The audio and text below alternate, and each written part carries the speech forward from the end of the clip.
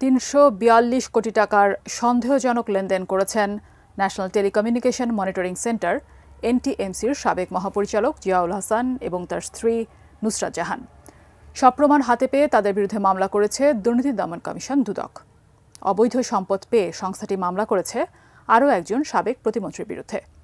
তাওহিদ সৌরভ বিস্তারিত জানাচ্ছেন। ৫ আগস্টের ছাত্র জনতার অভ্যুত্থানের পর সেনাবাহিনী থেকে অব্যাহতি দেওয়া হয়েছিল জিয়াউল হাসানকে। চাকরিতে থাকা অবস্থায় তিনি মেজর জেনারেল পদমর্যাদায় ছিলেন। দেশের বহুল আলোচিত এই ব্যক্তি প্রথমে আলোচনায় এসেছিলেন কর্নেল থাকা অবস্থায় র্যাবের গোয়েন্দা বিভাগের অতিরিক্ত মহাপরিচালক হয়ে। জেনেক্সে শিফট করো, লাইফকে লিফট করো।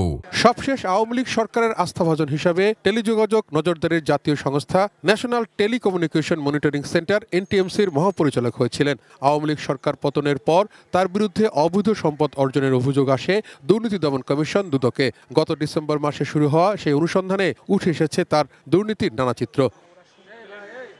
জিয়াউল হাসান এবং তার স্ত্রীর ৪০ কোটি টাকার বেশি অবৈধ সম্পদ পাওয়ার কথা জানিয়েছে দুদক। চাকরিতে থাকা অবস্থায় ক্ষমতার অপব্যবহার করে যা আয় করেছিলেন এনটিএমসির সাবেক মহাপরিচালক জনাব নুসরাত জাহান, স্বামী মেজর জেনারেল জনাব জিয়াউল হাসান বরখাস্তকৃত গাতোয়ায় উৎস বহির্ভূত ১৮ কোটি ৫৯ লক্ষ টাকারও বেশি মূল্যের সম্পদ অর্জন এবং তার নামেও ৪টি সক্রিয় ব্যাংক হিসাবে প্রায় ২২২ কোটি ৫০ লক্ষ টাকারও বেশি অস্বাভাবিক লেনদেন এবং স্বামী অভিযোগ সংশ্লিষ্ট জনাব জিয়াউল হাসান সহযোগিতায় এবং পরস্পর যোগসাজশে বিভিন্ন ব্যক্তি ও প্রতিষ্ঠানের নামে স্থানান্তর, হস্তান্তর, রূপান্তরের অপরাধে। এদিকে অবৈধ সম্পদ পেয়ে সাবেক প্রতিমন্ত্রী কুজেন্দ্রলাল ত্রিপুরা এবং সাবেক এমপি হাবিবুর রহমানের বিরুদ্ধে মামলা করেছে দুদক। আপনাদেরকে অনেক ধন্যবাদ। তাহিদ সৌরভ, এটিএন নিউজ, ঢাকা।